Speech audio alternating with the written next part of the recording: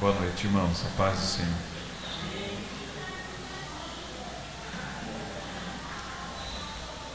Peço que você abra sua Bíblia no Evangelho de Lucas, capítulo 10.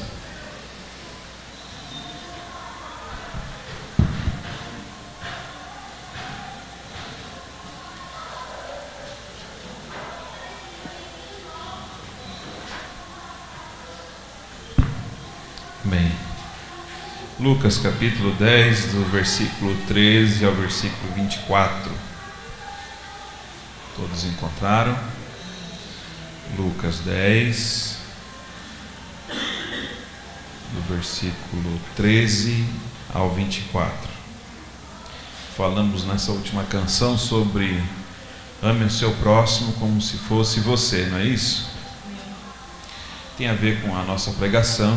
Nós vamos falar sobre ser próximo, né?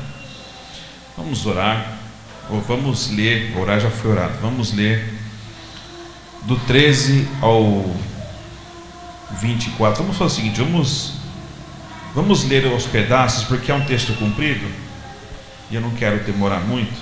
A gente vai ler até o...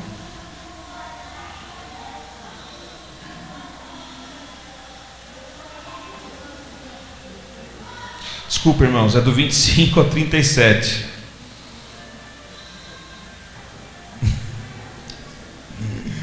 Isso.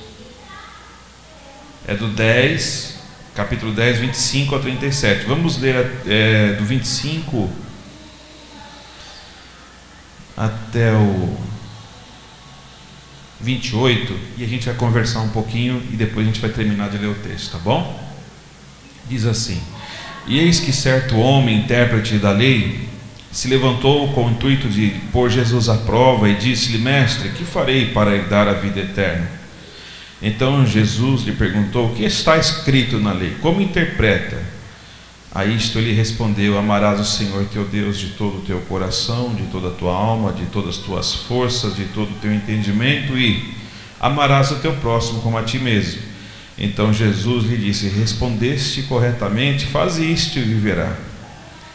A gente vai parar aqui e a gente vai conversar um pouquinho. Esse texto vai seguir, Jesus depois vai contar uma parábola, a parábola que muitos conhecem, ou a história, talvez, não sei se real ou se uma parábola, a história do samaritano, que todos conhecem, o bom samaritano, né? E inclusive tinha um albergue lá, né, Carlinhos? Era o bom samaritano ou era o samaritano? O bom samaritano, não é? É interessante porque tem esse adjetivo, o bom, né? Por que será que este era o bom? Amém? E a gente vai falar um pouquinho sobre a pergunta, esse diálogo, e por que entra na parábola e o que Jesus quer ensinar com a parábola. Nós temos aqui um homem, um intérprete da lei, um doutor da lei. Nós já falamos em outras vezes que o doutor da lei é um escriba, né? E era alguém que tinha muito contato com as escrituras, com o Antigo Testamento, com o Pentateuco, né? Ele tinha muito contato, era parte da profissão dele, estar em contato com as escrituras. Então ele conhecia muito, por isso chamado de doutor da lei. Obrigado. E ele estava em algum lugar onde Jesus estava, e diz o texto que ele se levantou, estava sentado, estava num lugar talvez de um aluno, de alguém que ouve o mestre falar, e ele se levanta, e ele faz uma pergunta: Mestre. Só que na pergunta que ele faz, está escrito, as escrituras nos mostram que ele queria pôr Jesus à prova. Na verdade, ele levanta uma questão, uma pergunta, mas a intenção dele não era saciar a sua dúvida, mas era envergonhar Jesus no meio de todos. E ele levanta e fala assim: Mestre, como que eu posso fazer para herdar a vida eterna? E a Bíblia diz que essa pergunta era capciosa, era maldosa, tinha segundas intenções. Ele não estava interessado na vida eterna, ele estava interessado em derrubar o Senhor da vida eterna, sem conhecer que aquele era o Senhor da vida eterna. Mas então a intenção era testar a Jesus. Jesus não responde. Jesus devolve a pergunta. Ele fala assim: como está escrito na lei? A lei que você lê, como que você interpreta? Então Jesus não responde, mas devolve a pergunta para alguém que é conhecedor das Escrituras.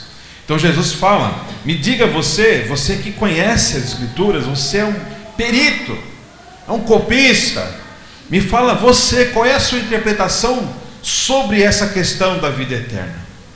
Então, brilhosamente, esse doutor da lei responde: amarás o Senhor teu Deus sobre todas as coisas, com todo o teu entendimento, força, alma, coração, e a teu próximo como a ti mesmo. E Jesus olha para ele e fala: isso, parabéns, é isso mesmo, faz isso e você vai viver. Só que o homem não se conforma, ele não aceita, porque Jesus simplesmente disse que ele estava certo e os planos dele foram frustrados. Alguém que estava realmente interessado na vida eterna teria já estado feliz em receber essa pergunta, essa resposta, essa conclusão de Jesus, mas ele não ficou contente, porque não era a intenção dele conhecer a vida eterna. O problema é que aquele homem estava determinado em envergonhar a Jesus Cristo. Ele queria de qualquer forma mostrar a farsa que existia por trás de Jesus. E ele então diz no verso 29 que ele tenta justificar-se. Veja bem, justificar-se, ou seja, ele quer insistir, ele tenta dizer por que ele fala, e ele quer justificar fazendo uma outra pergunta, mostrando que é sincera as dúvidas dele. Mas, Senhor, tudo bem, é meu próximo, eu mesmo disse que é amar a Deus e é meu próximo, mas então eu quero que o Senhor me diga quem é meu próximo. Mais uma vez tentando derrubar o nosso Senhor. Quem é meu próximo? E antes da gente entrar na pregação propriamente dita, eu quero dizer uma coisa para você, antes de a gente entrar no assunto que nos interessa agora. Eu quero falar algo para você, que é importante nós entendermos que ter uma teologia correta não garante que nós vivemos essa teologia. A teologia do homem estava correta. Brilhantemente, Jesus o elogiou pela sua declaração: amarás o Senhor teu Deus e ao teu próximo como a ti mesmo. Eu quero dizer para você, meu querido, que o fato de você conhecer, tem gente que já leu a Bíblia 60, 80 vezes. O fato de você ter todo esse contato não significa que você de fato sabe, experimenta o que tem aqui. Ter uma teologia correta não significa que você vive ela. E este era o problema do escriba, esse era o problema do fariseu, esse era o problema da maioria dos judeus. Conheciam as Escrituras. E Jesus falava: se vocês observar ela, vocês vão perceber que ela está falando de mim. Mas não era possível ver. Então, essa é a primeira coisa que eu gostaria de deixar claro para vocês: que nós podemos declarar a verdade com a nossa boca e ao mesmo tempo desconhecer o que estamos falando. Não sabemos realmente o que significa aquilo que nós falamos. O que é próximo? Ele pergunta para Jesus. No judaísmo, na época de Jesus, eu quero também falar sobre o samaritano. O samaritano é a pior espécie de pessoa para um judeu, porque ele vem de uma mistura, e dessa mistura também vem sucessivos encontros em que eles se desgastam o relacionamento entre essas duas linhas, né? O judeu e o samaritano. Então o judeu odeia o samaritano, e o samaritano também odeia o judeu. Tanto que Jesus foi passar por uma aldeia samaritana, não deixaram ele ficar ali. Então quando fala o bom samaritano, ele está dizendo que esse aqui era bom, porque o samaritano não é bom, assim como o judeu também não era. São duas pessoas que precisam da graça do Senhor Jesus, assim como o crente também não é. Se tem um povinho difícil, é crente. E parece que quanto mais esse povo é o povo de Deus, mais difícil ele é. Pode ver, Israel, que era o povo que Deus pegou com as suas mãos e disse: esse é meu povo. Foi o povo que mais abusou da bondade de Deus, né? Os povos idólatras não faziam tanto. Paulo fala assim: há pecado entre vocês que nem mesmo lá fora se comenta esse tipo de coisa. Parece que a igreja e o povo de Deus tem essa tendência, né?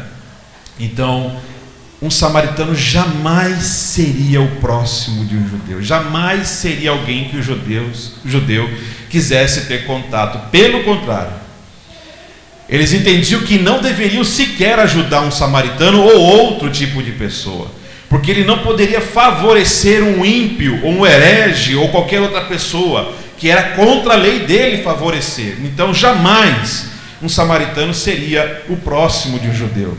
Logo, aquele homem que queria discutir com Jesus quem eram as pessoas, quem era que ele considerava o seu próximo, ele estava querendo entender de Jesus. Então, qual é o meu próximo, Senhor? Mostra para mim. Eu quero que você me diga quem é meu próximo.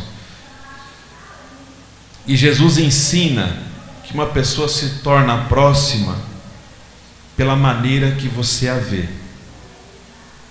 e não por uma lista de regras, porque o judeu, ele tinha primeiro os de sangue, depois judeu, e aí vinha vindo, ele tinha uma lista de quem poderia ser o próximo, de quem ele poderia dar a vez ou atenção ao invés do outro. O judeu é cheio de regras, de leis, para que ele possa dirigir a vida dele. E Jesus não tinha essa lista, e talvez esse escriba quisesse discutir qual era a lista de prioridades do próximo que Jesus tinha. Mestre, qual é a sua linha de raciocínio? Quem que você põe em primeiro lugar como próximo? Eu acho que era essa a intenção dele, para começar a debater ali, talvez criar um debate caloroso com Jesus. Mas Jesus mostra ao contrário, que o próximo é como você vê as pessoas, é a forma como você as vê. Este é o seu próximo. E a primeira forma de ver as pessoas é chamado do que é meu, do que é teu é meu. O que é teu é meu.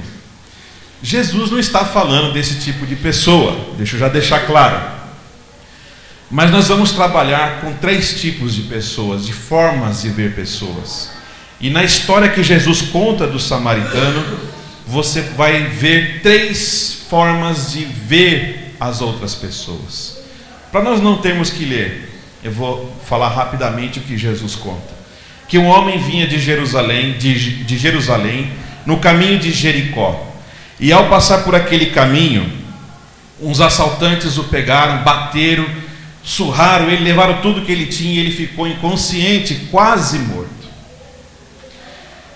Passado algum tempo depois, um sacerdote também vindo pelo mesmo caminho, certamente de Jerusalém, certamente porque já tinha passado a semana de trabalho dele, que eles tinham escala de trabalho, o sacerdote levita tinha escalas, e ele, quando vê aquele sujeito caído na estrada, ele passa distante, ele não para ver o que é, o porquê, passa distante. É a mesma coisa, um levita em seguida também passa, quando vê, passa também por outro lado. Mas um terceiro tipo de pessoa, o samaritano, e aí que é um terrível, um escriba ter que escutar isso, mas o samaritano é o grande herói da história. Ele vem, pega aquele homem, cuida das suas feridas, coloca uma faixa, põe óleo, põe vinho, cuida das feridas, joga em cima do seu animal, da sua montaria, e o leva até uma estalagem, cuida dele. No outro dia ele diz ao dono da hospedaria: olha, cuida dele, o que faltar, deixou lá 2 denários, ele disse assim: o que faltar, eu depois quando voltar eu pago tudo que for do gasto necessário para cuidar desse homem. Essa é a história do samaritano. E Jesus pergunta depois para o escriba: então, quem que é o próximo? E Jesus novamente não responde a pergunta dele, Jesus faz o escriba responder. É bem interessante. Então, o primeiro tipo da forma de nós vermos as pessoas é o que é meu, o que é teu é meu, o que é seu é meu. Quem é meu próximo? Jesus quer que o escriba chegue a essa conclusão sozinho. Às vezes a melhor forma de nós fazermos alguém entender o erro em que ela vive não é apontando o seu defeito, mas é levando ela mesma a responder para si mesma o seu pecado, o seu erro. Ninguém melhor do que você para dizer a você: cara, você está errado. Porque você não tem como lutar contra a sua própria consciência. Quando a nossa consciência começa a trabalhar com a nossa mente, você não tem como resistir àquilo a não ser corrigir ou matar a sua consciência, né? E é difícil.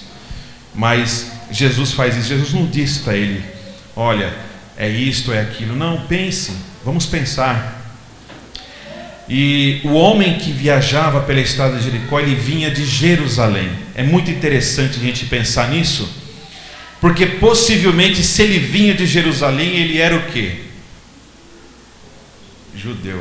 Provavelmente. A Bíblia não fala, Jesus não está contando, mas provavelmente era um judeu. E engraçado, porque pelo tempo que ele vem, e vem depois o sacerdote e o levita, provavelmente eles vinham do templo, porque todos eles saem quase ao mesmo tempo. O homem saiu primeiro, depois os oficiais do templo saíram em seguida. Provavelmente, possivelmente, eu não estou afirmando, aquele homem poderia ser judeu. Sendo judeu, ele fazia parte da religião judaica. E eu quero falar sobre o primeiro tipo, a primeira maneira de você ver as pessoas, que é: o que é teu é meu. Quem é que olha assim para esse homem que está viajando? Os bandidos. Aquele homem vinha na estrada indo para Jericó. Os bandidos o vê e o assalta, bate e deixa ele quase morto. Porque o que é seu é meu. Eu vou tomar. Eu não tenho, mas eu pego. É meu. Essa maneira de ver as pessoas é muito comum, inclusive na igreja. O que é seu é meu. Inclusive em nossos dias, existem pessoas que agem como assaltantes, como bandidos em relação ao outro. Só vê no outro a chance de tirar algo, de aproveitar, de conseguir, de usurpar algo de alguém. O relacionamento dela está baseado só no que ela pode conseguir através desses relacionamentos. O próximo para esse tipo de pessoa nada mais é que um objeto. Ele pensa: qual é a vantagem, que vantagem eu posso ter em ter amizade ou me relacionar com esta pessoa? Este é o bandido. Esse é o bandido que o que é teu é dele. Ele não tem nada para dar, mas ele tem para tirar. Ele quer tirar. E você tem algo a oferecer. Muitas vezes a pessoa que só pensa em tirar dos outros não se importa como essa pessoa ficará depois que ele passar na vida dela. Assim como os bandidos bateram, surraram, provavelmente rasgaram aquele homem, largaram ele lá, não se importaram se algum animal pudesse comê-lo, terminar de matá-lo, ou se alguma outra coisa pudesse ter acontecido. O que importa é que nós arrancamos dele o que nos interessa. Não nos importa o que acontece com ele. O que importa para nós é o que nós podemos tirar dele. E muitas pessoas assim passam pela vida dos outros com a intenção de tirar, com a intenção de usurpar, de se aproveitar, e sequer pensam nos prejuízos que isso causa para a pessoa. E muitas vezes são abandonadas sozinhas, sem auxílio, sem socorro. E isso muitas vezes relacionado ao dinheiro. É muito fácil você ver exemplos desse tipo, em que a pessoa se aproveita de alguém que tem um dinheirinho, né? Ali com todo o sacrifício guardado, alguém vê que aquela recebeu rescisão lá, né, Leo? O cara foi lá, recebeu a rescisãozinha dele, sofrida. Aí o cara já viu, falou: fulano, beleza, quando vai lá, estou precisando do dinheiro. Aí você não paga, o coitado empresta, quando vai ver já era, né? E larga o cara literalmente morto, porque ele precisava daquilo para pagar as contas que ele não vai ter mais como pagar agora, porque está desempregado. E ele precisava daquilo para se sustentar. É aquele que o que é seu é meu. É o aproveitador. Jesus nos mostra que existem pessoas que tiram dos outros o que elas não têm. Quando a gente tira de alguém a motivação, a alegria, quando a gente tira dos outros os sonhos, nós estamos fazendo o papel desses bandidos. Arrancamos das pessoas a alegria, a vontade de fazer as coisas, de realizar, de progredir, de vencer. Há pessoas que passam pela vida da outra somente para tirar. Esse é o bandido. Há palavras que ferem, magoam, podem deixar as pessoas literalmente no caminho, feridas e abandonadas. Porque tira-se tudo e quando não se tem nada para tirar, ela não presta mais, ela é descartável. A segunda forma de ver as pessoas é chamada do que é. É meu, é meu. O primeiro é o que é seu, é meu. O segundo é o que é meu, é meu. Ninguém põe a mão. Então Jesus usa como exemplo duas figuras religiosas, o sacerdote e o levita. Ambos estavam vindo pela mesma estrada, possivelmente vindo do templo também e indo para Jericó. E os dois avistaram aquele homem caído na estrada. Passaram pelo outro lado, mas nenhum deles deu socorro para aquele homem. A lei diz que o sacerdote não pode tocar um cadáver. Vamos tentar pensar, talvez o sacerdote viu um cadáver e ele não quis se aproximar para não se contaminar, porque a lei dizia que ele não podia tocar num cadáver, nem chegar perto, ou seja, 4 côvados. Quanto que tem um côvado? Ó, daqui até aqui você tem um côvado, é um cotovelo, né? Fala. Então 4 côvados, você faz mais ou menos a conta. Ele não poderia chegar mais ou menos onde está a Lucia ali, ó. Se ele chegasse mais perto, ele já estaria contaminado e impuro. Ele teria que levar um sacrifício no templo, passar uma humilhação de estar impuro, tudo aquilo lá. Então era todo um preceito religioso. Então talvez aquele sacerdote, ao descer e ver ali aquela pessoa caída, disse: vou passar bem longe, porque eu não posso me contaminar, não posso perder tempo com essas coisas. Ele sequer parou para pensar que pudesse ser um compatriota, um judeu, alguém da mesma religião, né? Ele passou bem longe. E algumas coisas que precisam ser levadas em consideração. Como aquele sacerdote sabia que aquele homem estava morto? Porque ele não estava, só chegando perto. Como aquele sacerdote sabe que aquele homem não seria o seu próximo? Porque na lista de prioridade deles, se aquele homem era um judeu, era o seu próximo. Mas ele não ouviu a voz do homem, o dialeto daquele homem sequer para saber se era um judeu, se era um samaritano, se era um grego, se era um romano, os dialetos que existiam. Ele não tinha condição de saber, porque ele não se aproximou, não viu aquele homem falar uma palavra. Ele não tinha condição de julgar, está tomando a decisão correta. Mas ele partiu pelo lado da religiosidade, do que a lei manda. E o sacerdote e o levita estavam preocupados com a sua pureza pessoal. E não pensaram na hipótese daquele homem ser um judeu, exatamente o próximo que eles tinham que ajudar. O sacerdote, ele tinha grande prestígio também na sociedade. No caminho de Jerusalém para Jericó tem 27 quilômetros. Ninguém anda 27 quilômetros assim facilmente. Quem anda montado no animal são pessoas ricas e de prestígio. O sacerdote era uma pessoa de prestígio. Provavelmente, não está dizendo aqui, provavelmente ele estava montado em algum animal. Mas ele passou longe. Ele poderia ter posto também aquele homem sobre o animal, mas ele passou longe. O levita, por outro lado, ele não é como o sacerdote, possivelmente estava a pé. mas ele tinha condições de prestar os primeiros socorros. Poderia ter posto óleo, poderia ter feito algo para não deixar aquele homem padecendo naquele lugar, mas também a sua religião, a sua crença, a sua pureza pessoal é mais importante do que o outro está sentindo. O que é meu é meu. O que é meu é meu.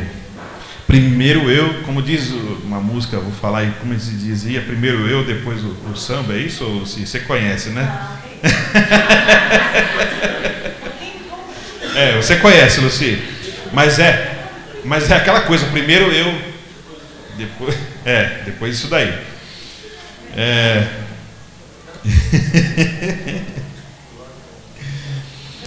Irmãos, aqui nós encontramos pessoas que poderiam, que deviam e poderiam fazer o bem, mas são omissas, porque o que ela é, o que ela tem, o que ela faz é mais importante do que os outros são, o que eles têm e o que eles precisam.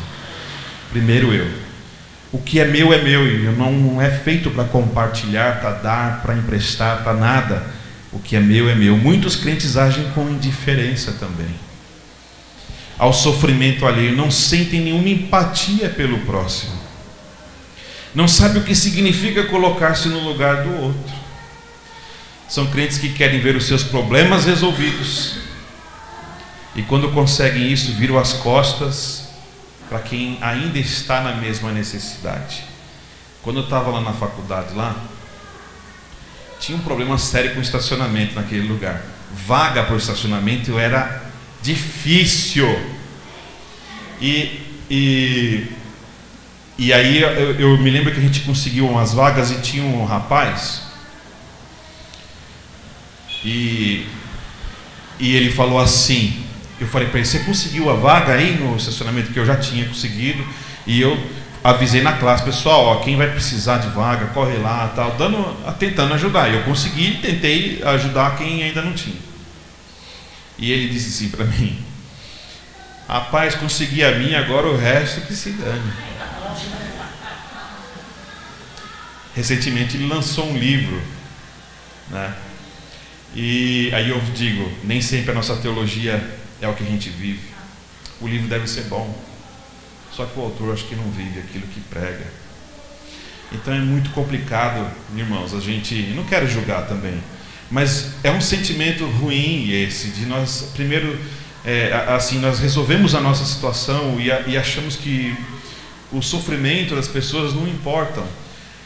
E Jesus está nos ensinando que nós não podemos ter um sono tranquilo em saber que alguém está passando por uma necessidade. E quantas atitudes, isso aí foi uma coisa simples que eu estou explicando, mas em coisas mais graves, o que será que uma pessoa com este coração é capaz de fazer? É capaz de matar alguém, é capaz de tirar a vida de alguém, se isso for necessário para ele. Não estou dizendo por coisa banal, mas entre a vida dele e a sua, pode ter certeza, a sua vai rodar. Entendeu? A sua vai dançar, né? Então são coisas assim. Talvez o sacerdote pensou assim quando ele descia: bom, o levita está vindo atrás de mim, deixa que ele olhe esse caso, e passou.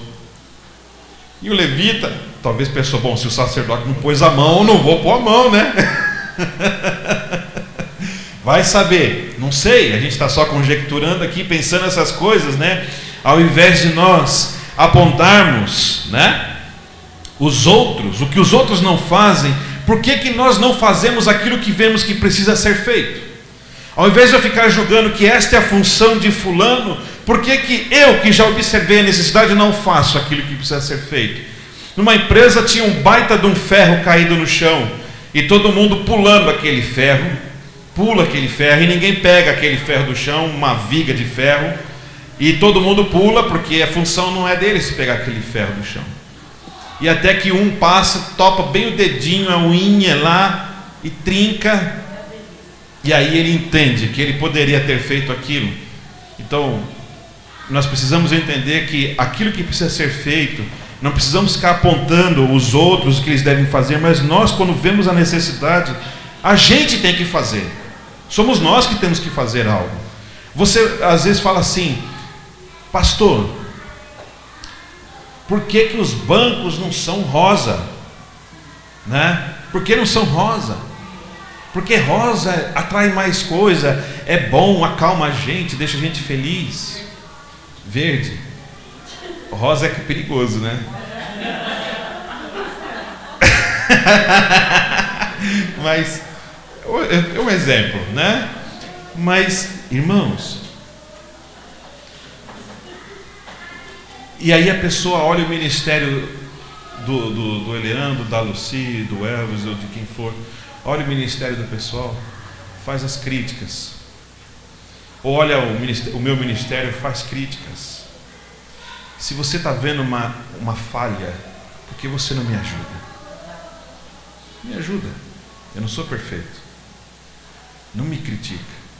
Me ajuda. Mas então, o que é meu, não me permite eu ajudar. Aqueles que pensam que é meu são incapazes de orar ou lembrar de orar pelo pedido do irmão. Faz o pedido aqui, você ora em casa, os pedidos que foi feito aqui à noite, você se lembra de orar na tua casa? Eu espero que sim. Você não deixa aqui o problema, né? Você tem que levá-lo. É o problema do teu irmão, leva para casa. Ore, peça, porque você não é um crente, o que é meu. Você não é esse crente, não foi para isso que Deus te criou. Leva para casa, isso é uma obrigação tua, isso é uma responsabilidade que Deus te deu. Você esteve aqui hoje, ouviu, a responsabilidade é sua, é nossa. Amém?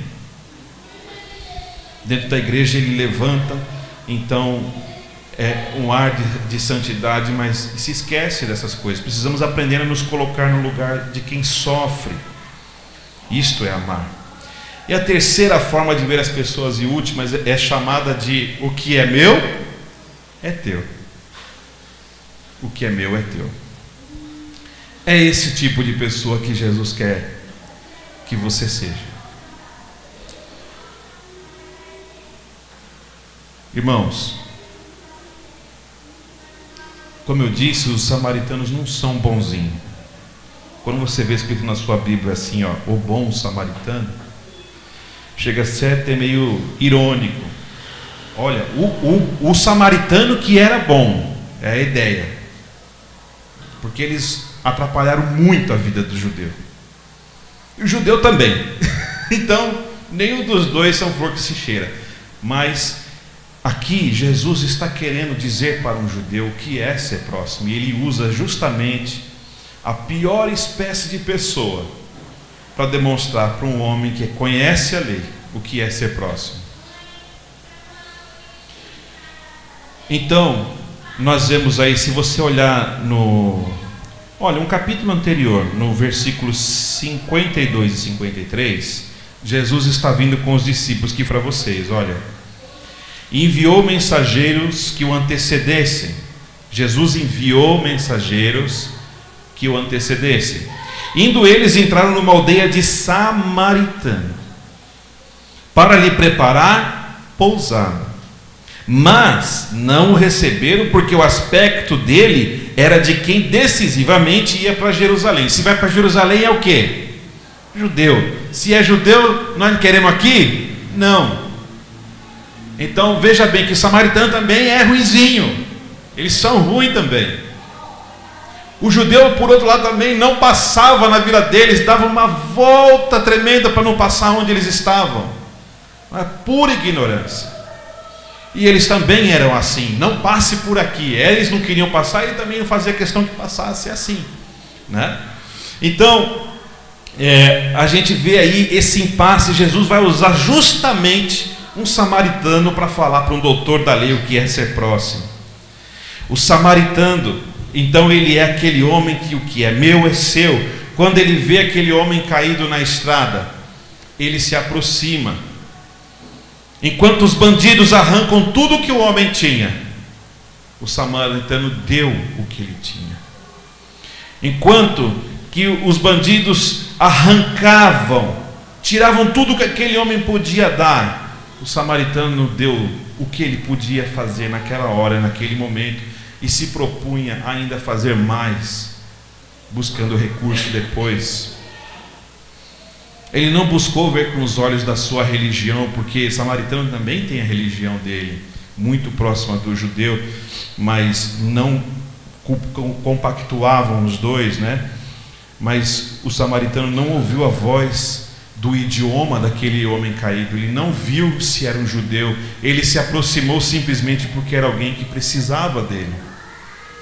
Essa é a ideia de socorro, de empatia que Jesus quer nos ensinar. Enquanto os bandidos também, enquanto o samaritano ele olha aquele homem, a Bíblia diz que ele tem compaixão e misericórdia. Ele não se preocupa com quem está ali. Esse samaritano passa a noite cuidando desse homem no verso 34. Quando ele vai para a hospedaria, ele fica cuidando do homem. E ele sai no outro dia e deixa dinheiro para o dono da hospedaria e diz: eu volto depois, cuida dele.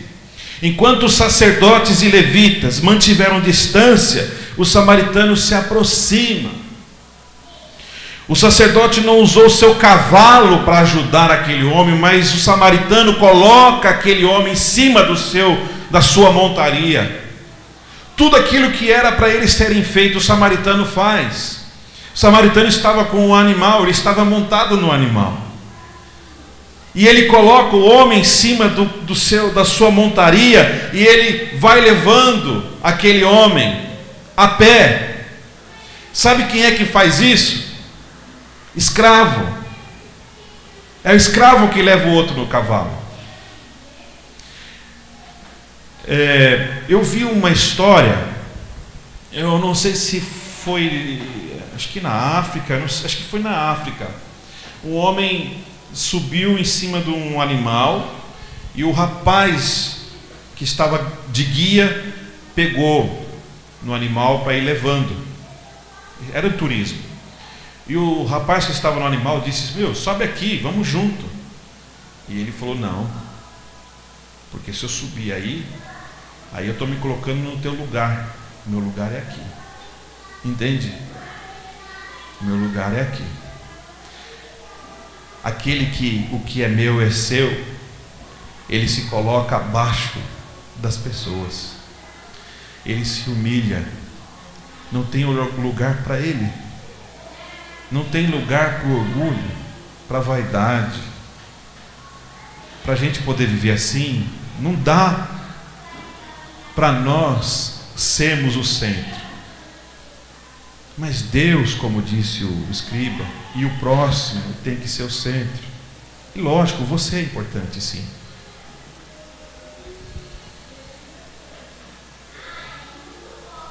Já estou terminando. O levita não tocou nas feridas também. Ele possivelmente podia ter óleo, mas o samaritano tinha óleo, vinho e colocou nas feridas do homem.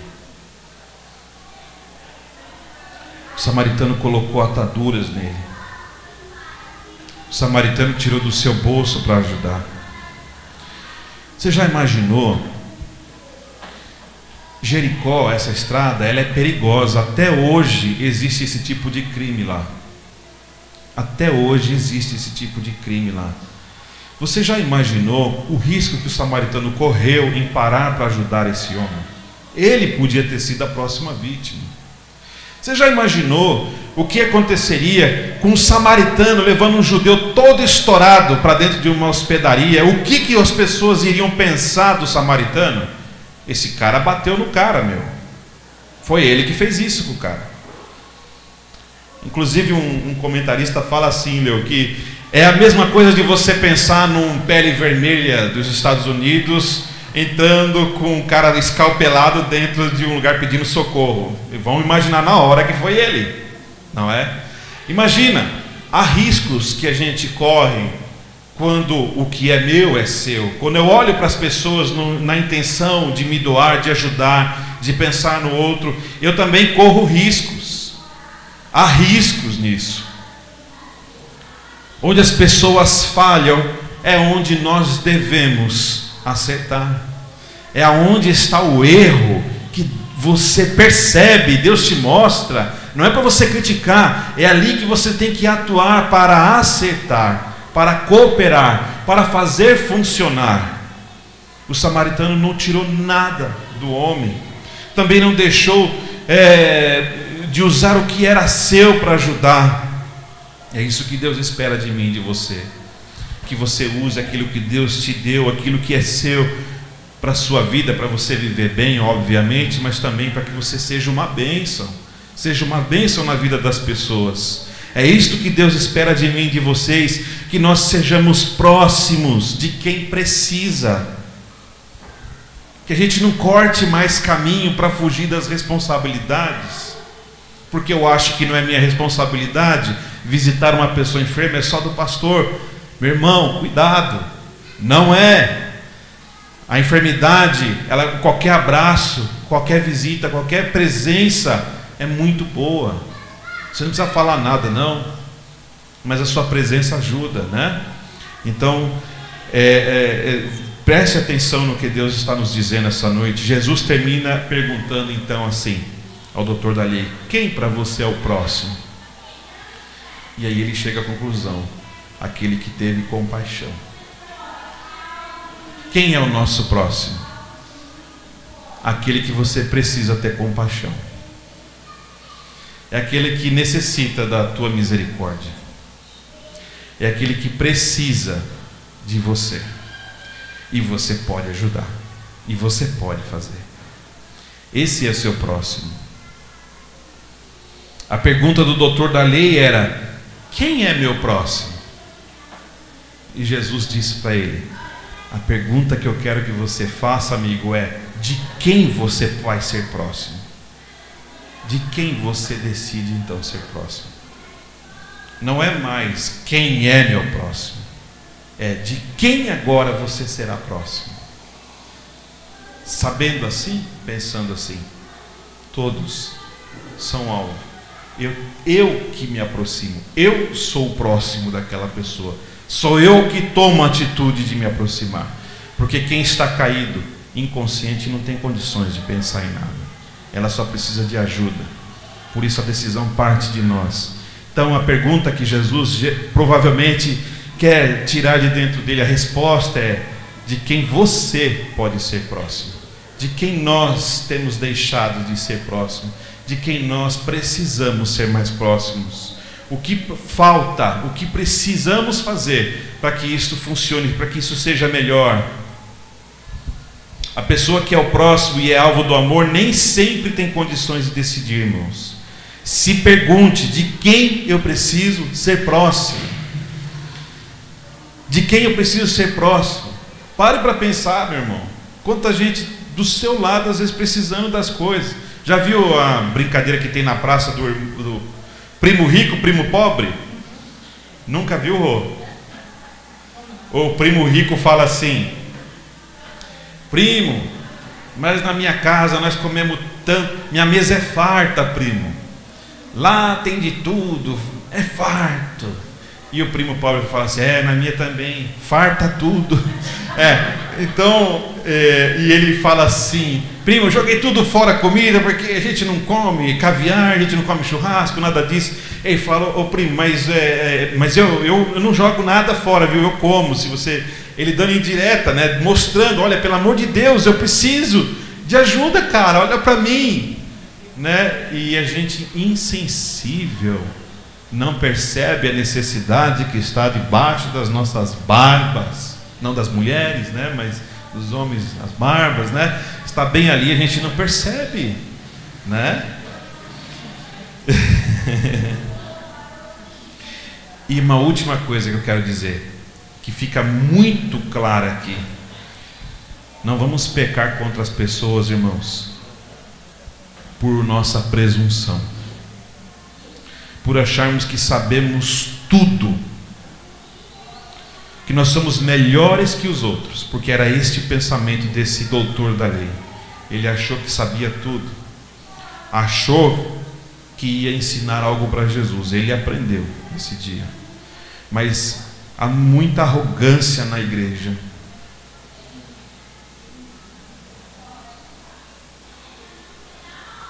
Como eu disse, nem sempre uma teologia correta significa que você a vive. Ela pode ser perfeita. E Jesus fala isso dos fariseus: faça tudo o que eles dizem, mas não o que eles fazem, porque o que eles falam eles não querem carregar nem com um dedo. Não é isso que Deus espera de nós. Deus espera que você seja como um samaritano, um bom samaritano, um bom crente, um bom morador do Capelinha, uma boa esposa, um bom marido, um bom filho, um bom vizinho, disposto, preparado, atento, sensível. É isso que Deus espera de nós, amém?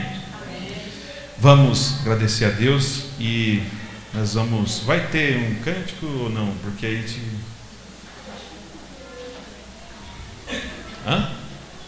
Tem o cântico da ceia. Amém. Vamos orar, irmãos? Orar? Vamos ficar de pé, vamos agradecer a Deus.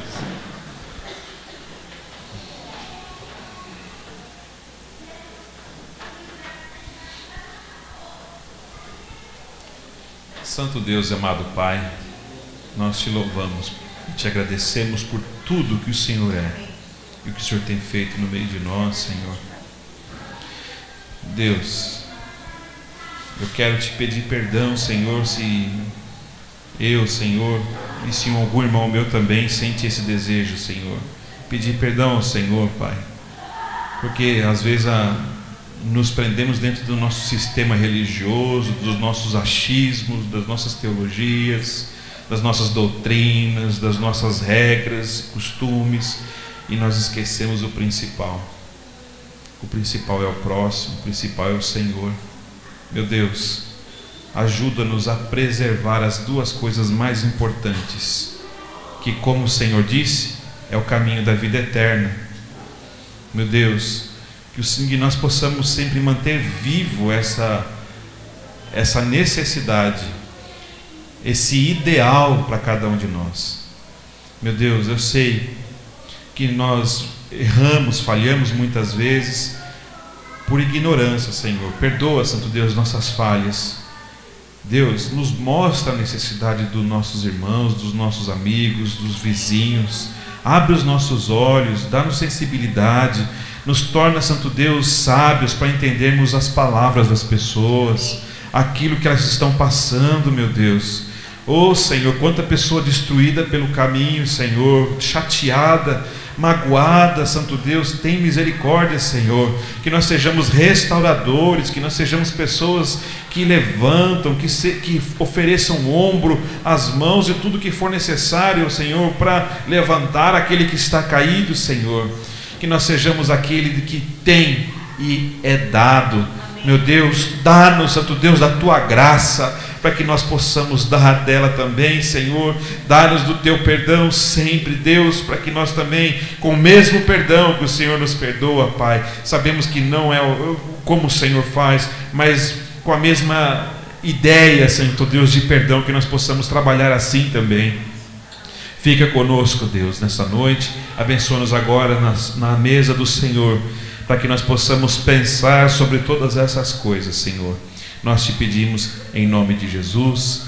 Amém.